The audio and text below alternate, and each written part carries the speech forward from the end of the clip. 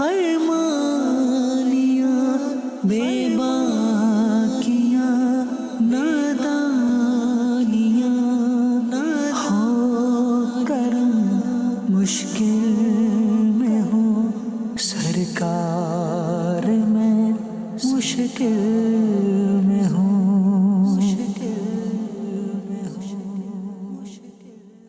کامیابی کس میں ہے میرے بھائیوں؟ سورۃ الاحزاب میں ارشاد ہو رہا ہے کامیابی کا راز کیا ہے؟ یا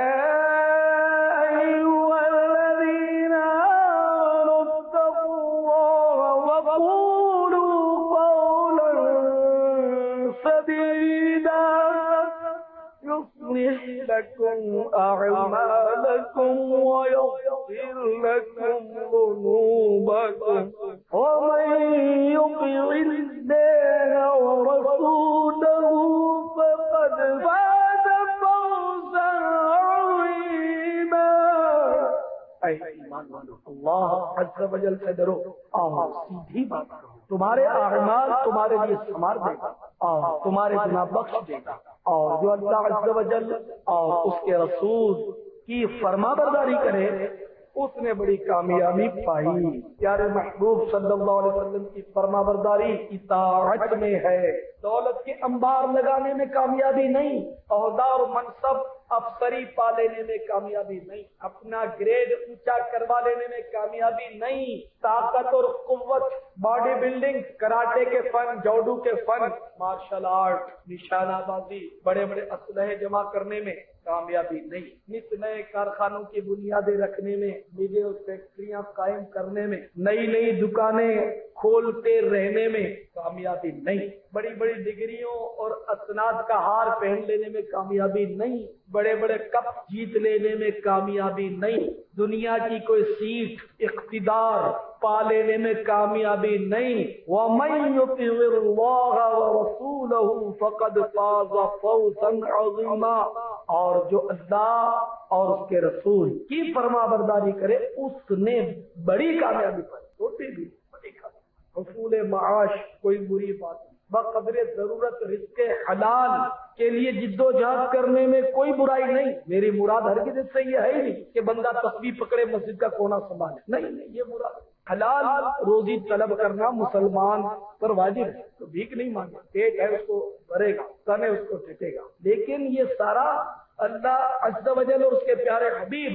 صلی اللہ تعالی علیہ وسلم کی اطاعت کی روشنی میں من مانی نہیں کرے گا کہ سود کی لون لے کر میں دکان کھول لوں تو یہ پیٹ بھرنا نہیں، یہ تو پھر انگارے بھرنا ہو جائے تو دوسری بات ہے۔ آپ مضبوط توبہ کریں کہ میرے ذریعے کی گناہ جاریہ کا انبار نہ لگ جائے گا۔ برائی کے فن تو فلموں سے تو سیکھتے ہیں، آج کل ماحول بہت خراب، فلموں کے ذریعے برائی کے فن سیکھتے ہیں، اخباروں میں آئے دن آتا ہے کہ فلاں فلم دیکھ کر وہ ڈکیتی کا شوق ہوا اور پریکٹیکل کرنے گئے تو پکڑے گئے، تو سب نہیں پکڑے جاتے۔ بچے گیم دیکھتے ہیں پھر اسی سے نقل کرتے ہیں کہ بھئی وہ فلاں جگہ وہ ٹی وی میں ڈرامہ آیا تھا فلاں، تو وہ بچے دیکھ رہے تھے، پھر وہ ٹرائی کرنے لگے، وہ یوں کر کے وہ دیا تو آنکھ پھوڑ ڈالی بچے، اس طرح کے ہوتے رہتے۔ یہ مطلب میرے کہ عجیب عجیب مطلب برائیوں کو جنم دیتا ہے۔ ایک سید صاحب بیچارے بڑے روئے میرے پاس، انہوں نے اپنی داستان بہرحال تحریر کر کے دی مگر روتے بہت تھے۔ وہ بتا رہے تھے کہ میں اجتماع میں آیا دعوت اسلامی کے، پہلی بار جب آیا تو میں نے یہ بیان سنا، دعا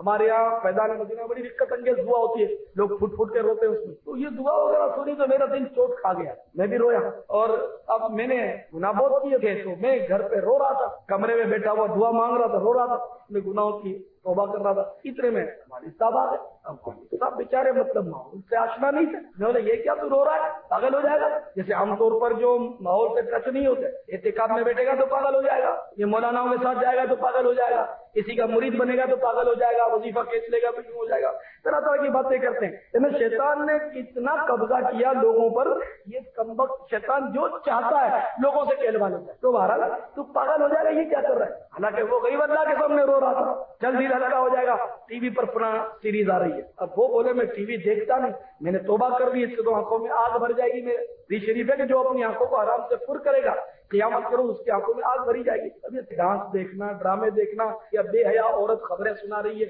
ارے عورت کو بے حیا ہی آ سکتی ہے جو ہر گھر میں نظر آ رہی ہے، کوئی بیٹھی ہوئی آپ کے سامنے تو لوگ دل بہلاتے میں خبریں سنتا ہوں، بدنگاہی تو ہونی ہے، تو اس طرح مطلب یہ کہ میں نہیں دیکھوں گا ابا، अब अब्बा की फ्री, ये तो किन मौलवियों में फंस गया भी है, वो यूं बोलता है, हम क्या मतलब गलत करते हैं, तेरी क्या बुराई चाहते, चल टीवी देख। मतलब बेचारा लिखा था, मुझे पकड़ के वालिद साहब ने टीवी के सामने बिठा दिया। तो वाकई कोई ड्रामा चल रहा था। ड्रामा तो औरतों और गलत इश्कों के मनाजिर और ये मर्द औरत के गलत मलत सीन तो होते सब जानते हैं। तो बहरहाल वो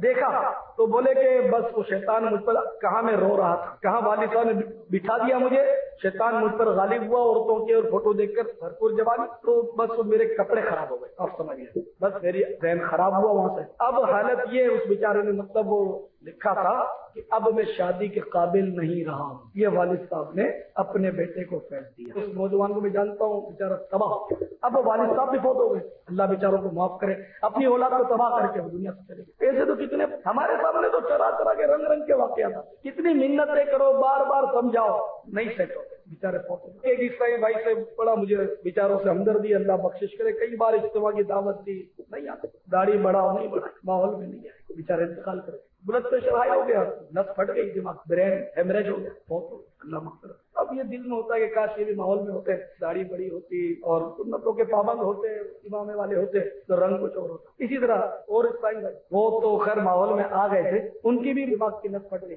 ब्लड प्रेशर हाई हो गया, वो भी बहुत। अब ये कि इत्तेफाक इन दोनों को मैं जानता था, तो एक मतलब मैंने कहा मुझे तो मतलब अब ये इधर के थे तो एक वो मतलब कहीं और इलाके के और दूसरे मुल्क में काम करते थे, लेकिन वो मेरा बयान सुनकर डर गए थे। बरसों पहले की बात है, वो मैं जो बयान में कहता हूँ कि लोग दौलत कमाने जाते हैं, जाने की बात है, तो मैं इस तरह मतलब कि लोग जाते हैं दुनिया कमाने के लिए, रंगरलियां मनाने के लिए, खुलकर गुलछर्रे उड़ाने के लिए, तो बारहा ऐसा होता है कि उनकी सड़ी हुई बदबू के धबके उड़ाती हुई लाशें बजरिए कार्गो उनके घर आती, कई कई दिन की सड़ी हुई लाश। ठीक है, वो बर्फ खाने में सड़ती नहीं है आपके हिसाब से, लेकिन आपको शायद पता होगा नहीं, पेट चीर कर इनके सारी आते और ये सब जो होता है ना महाराज, ये निकाल दी जाती हमारे में, और फिर इनमें ये ऐसी दवाएं भरते हैं, ऐसी बदबू होती है, यानी कि हमें तो इंजेक्शन सुई लगाते हैं तो हमारी आह निकल जाती, और उनको मुंह के जरिए और दवाओं के बड़े बड़े पंप के जरिए दवाएं उतारते, और ऐसी सख्त बदबू होती है, कई कई दिन तक वो पोस्टमार्टम चीज फाल,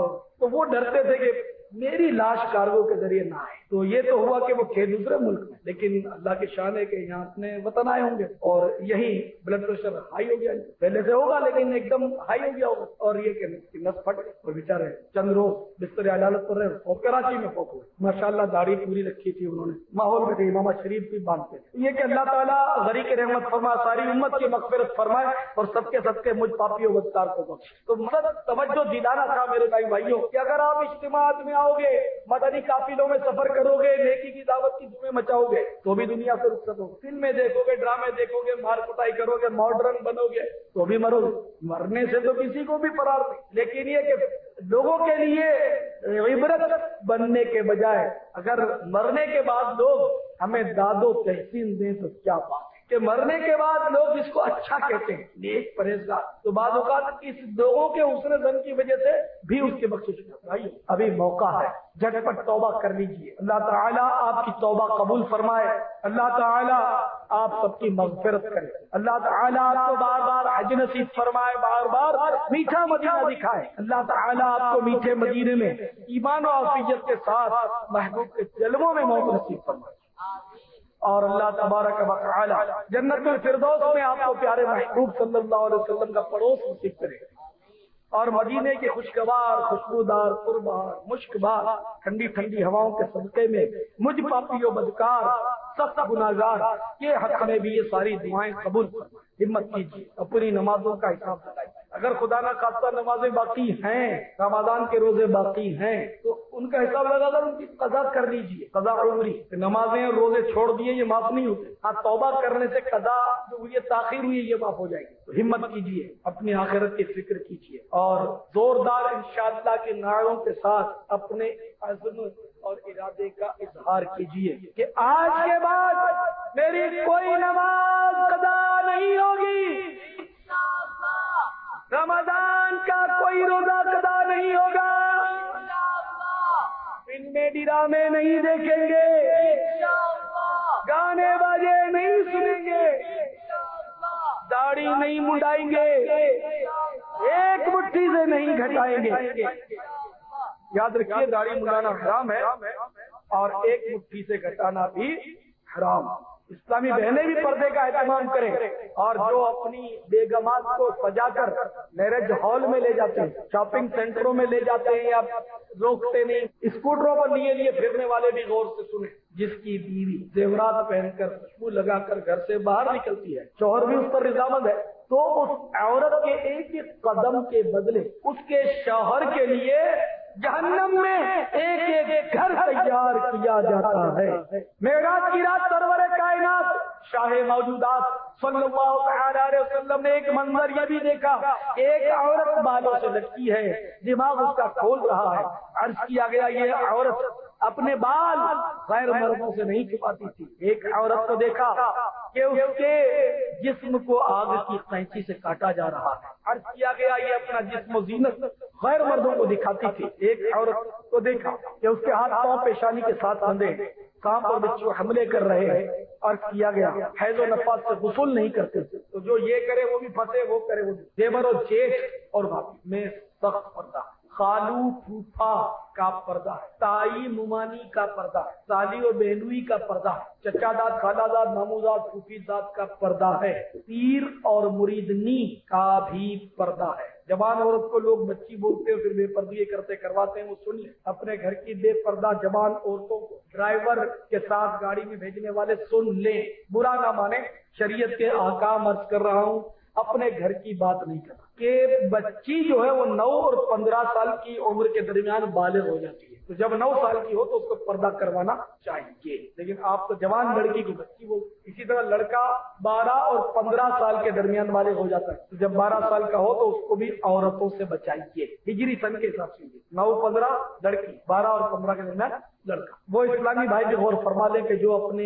پائنچے ٹخنوں سے نیچے رکھتے ہیں. حدیث پاک میں ہے کہ ایک شخص تیبن گھسیٹ رہا تھا تکبر کے ساتھ, تو وہ زمین میں دھسا دیا گیا. اب قیامت تک وہ زمین میں دھستا رہے. ہائے نا فرمانیاں